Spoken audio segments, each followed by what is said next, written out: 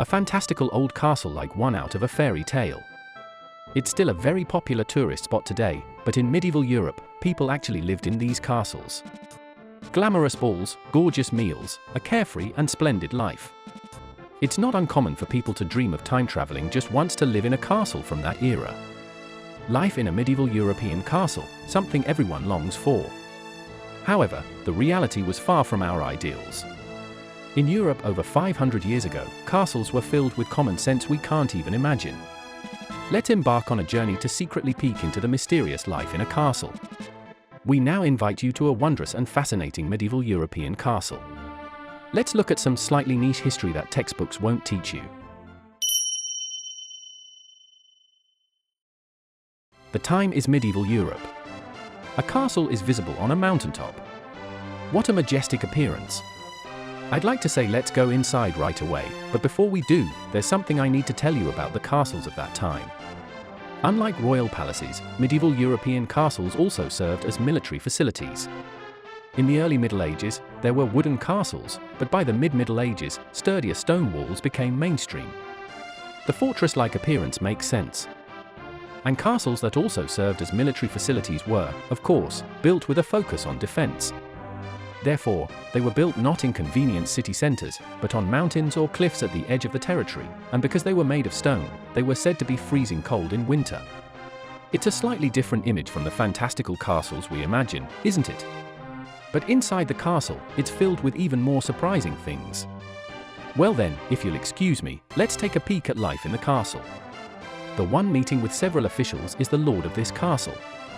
The lord's job was to meet with officials like the steward and bailiff to decide on the daily operational policies. And in another room, women are working cheerfully. You, please take care of the kitchen. When you're done with that, laundry. The rest of you, clean the castle. The woman busily giving instructions is the lord's wife. The management of the castle grounds was the job of the lord's wife. She would give orders to servants and wet nurses, and direct tasks like cleaning and laundry.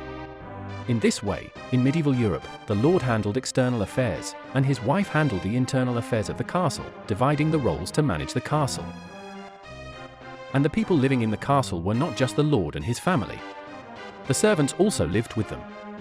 The number of servants was not small. It's said that in a typically sized castle, about 100 people lived together at all times. Servants are bustling about their work from before dawn. In medieval Europe, life followed the sun. The lives of people at that time typically ended their activities during the daytime when the sun was out.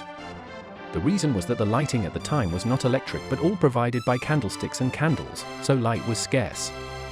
The Lord's morning was also early. It was his daily routine to wake up at sunrise and attend Mass. And of course, the servants had to wake up before sunrise to prepare for the Lord's activities. The servants, having finished preparing for Mass, seemed to be going to wake the Lord. A medieval castle where a large household of over 100 people lives. The Lord's room must have been incredibly luxurious. However, the place the servant went to was the Great Hall. There's a curtain hanging in the Great Hall as if to partition the room. Good morning. It is time for Mass. Ah, good morning. I'll be right there. The Lord's voice replied from behind the curtain. Yes, the Lord was sleeping in the Great Hall. Actually, until the mid-Middle Ages, it was common for the Lord to live in the Great Hall. He would eat with his family and guests, and for his bedroom, he would sleep behind a curtain partition set up in the Great Hall. It would be nice if you could have the spacious and luxurious Great Hall all to yourself, but with family and guests constantly visiting, there's no time to relax, is there? However, perhaps the Lord also wanted some time alone, because by the late Middle Ages, a private room for the Lord was created, and he began to take his meals in his own room.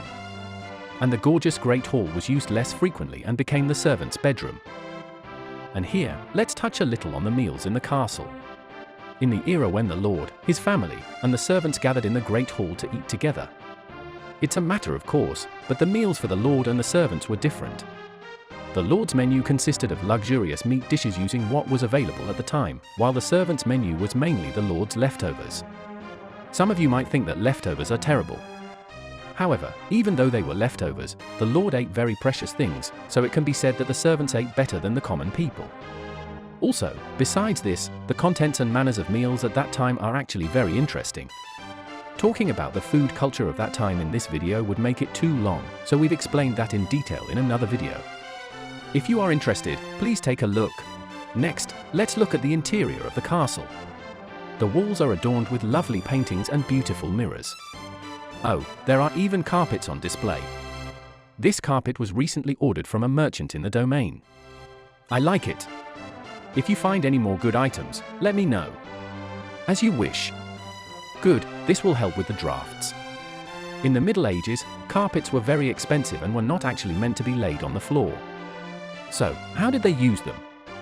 They hung them on walls or draped them over chairs and tables. Hanging them on the wall served as decoration, and they were also valued for preventing drafts. So, what was laid on the floor without carpets? Actually, instead of carpets, a large amount of straw was spread on the floor. You might wonder, why straw? This was due to the unfortunate living conditions of the time, which I will explain in more detail later. And since there were no refrigerators back then, preserving food was also a struggle. Meat and fish were commonly eaten in medieval Europe, but the preservation was poor, and they were said to smell very bad. So, the people of that time relied on spices. It is said that spices were highly valued to eliminate, or rather, to mask the bad smell. Now, we've taken a peek into life in a medieval castle so far. What do you think? Life from over 500 years ago, everything feels inconvenient, doesn't it? However, there were some facilities that were surprisingly advanced for the time. In the era of medieval Europe, when water was needed, wells were basically used, but the castle's water supply system was surprisingly advanced. Oh, the water's getting low. We need to draw water from the well. Alright, let's all do it together. Not only did they use rivers, moats, and reservoirs, but there was even a water tank installed on the roof. That's not all. They had servants draw water from the well, store it in the water tank on the roof, and then connect pipes to each floor. This made it possible to use water on each floor. Later, wash basins were embedded in the walls to make them easier to use. Furthermore, by preparing a tank for hot water as well, they created a water supply that could provide both hot and cold water. It's surprising that there was a water supply with both cold and hot water since the medieval European era, isn't it? Despite having such a well-equipped water supply, there were still hardships. It's cold. This is no time for a bath, let's just get it over with. Is it 1 in the afternoon? Can't be helped, there's no bathhouse in the castle. There was no bathhouse in the castle, so they used wooden tubs for bathing, and they basically bathed in the garden. In the cold winter months, bathing must have been what you could call an ordeal.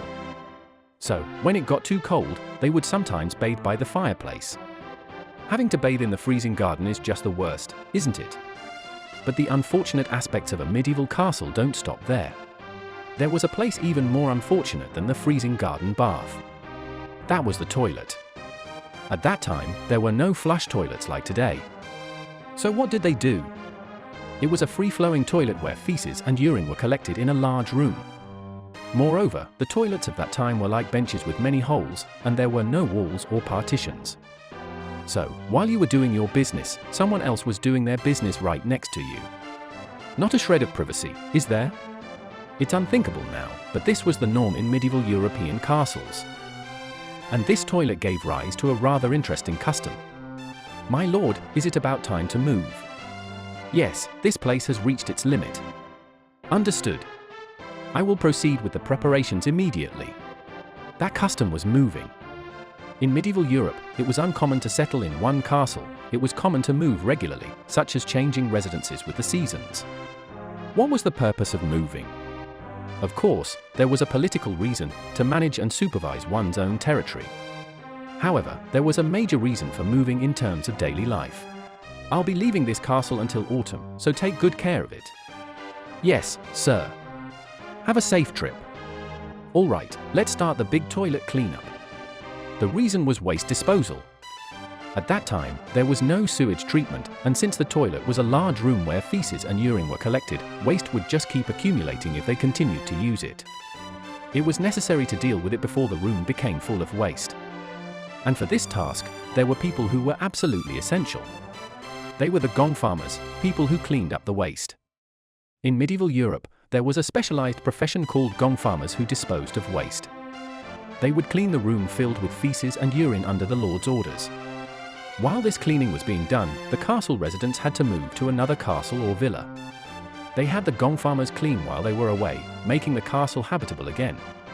And when they moved, it wasn't just people, they also moved a lot of furniture, dishes, and other goods. It was a very large-scale moving operation, but if the waste wasn't disposed of regularly, it would become a very troublesome matter. As you can probably imagine, the stench would become terrible. It is said that the inside of the castle at that time constantly reeked because waste was stored there. Moreover, it wasn't just the toilet, some people would relieve themselves indoors, and a bad smell lingered everywhere. It's an unthinkable situation by modern standards, but in the Middle Ages, the concept of a toilet was not established, and it was common to relieve oneself anywhere when the urge struck. Some people apparently did their business in the indoor fireplace or sometimes on the stairs. Especially when banquets were held, people drank alcohol, so they couldn't hold their urine, and it was scattered all around. And to mask that bad smell even a little, it is said that they spread fragrant herbs and straw on the floor. When we were looking at the castle's interior earlier, I mentioned that straw was spread on the floor, and the reason for that was to prevent the bad smell. The straw spread on the floor served the role of what we would call an air freshener or deodorizer today. By regularly replacing the spread straw, they tried to mask the bad smell as much as possible. Compared to the present, the toilet situation in the Middle Ages was terrible, but at that time, it was normal. When you imagine that the nobles living in medieval castles, who seemed to lead a glamorous life, were actually enduring a terrible stench every day, I feel bad, but it's a little funny, isn't it? Now, life in the castle was tough in many ways, but even when it came to sleeping, there was a common practice that goes beyond our imagination. As I mentioned earlier, the Lord always lived in the Great Hall, so he slept on a simple bed set up behind a curtain that partitioned the Great Hall. However, in the late Middle Ages, when private rooms for lords began to appear, the Lord started sleeping in his own room. Did you think this meant the Lord could finally have some time to himself? Alright, time to sleep. Good night, my Lord. Yes, you go to sleep quickly too. Actually, surprisingly, even with a private room, the Lord did not sleep alone. It was common for him to sleep in the same room as his servants. This was so that he could be attended to at any time by having servants sleep on the floor or on desks around his bed. And what's shocking is how they slept. Actually, everyone slept naked. At that time, they didn't wear pajamas or anything as sleepwear. Everyone, regardless of gender, went to sleep naked. In fact, at that time, even in hospitals, it was so normal to sleep naked that patients in beds were made to sleep naked. And the nighttime customs of that time, so far removed from the modern era, can also be seen outside the Lord's room. Hey, where are you sleeping tonight? On the usual table. Well, it's better than the floor. Hey, if you're sleeping on the floor, watch out for rats. At this time, only nobles and their guests could use the bedrooms. However, many servants serving the nobles lived in the castle, and when banquets were held, many nobles would visit, and including their servants, several thousand people could be staying in the castle. In that case, there were of course not enough beds for everyone, so those who couldn't use a bed would find an empty space and sleep there. Therefore, some slept on tables or chairs, and if that wasn't enough, some slept on the floor. And when sleeping on the floor, even though it was covered with straw, it was not comfortable. And what they had to be especially careful about when sleeping was the rats. You who have seen the life inside the castle so far know that the sanitary conditions of the castles at that time were terrible. In such an environment, a large number of rats lived inside the castle. The servants were sleeping on the floor with those rats. And for them, these rats were a nuisance. This was because being bitten by rats could lead to infectious diseases. So they spent their nights in fear of being bitten by rats. Also, it wasn't just the rats that were scary. The castle was made of stone and stood on a mountaintop or cliff, which was susceptible to the climate.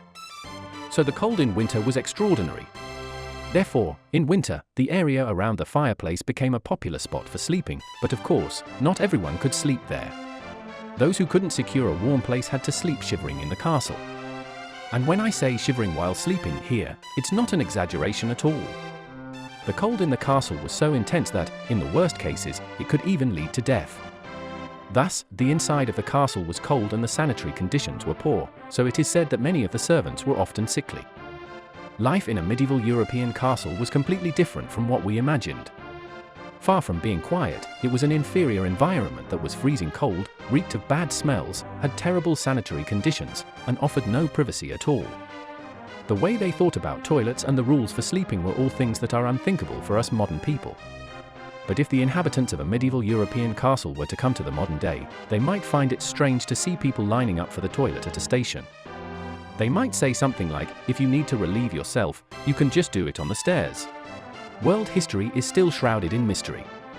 Let's continue to peek into the slightly niche history of the world together. Well then, until we meet on our next journey.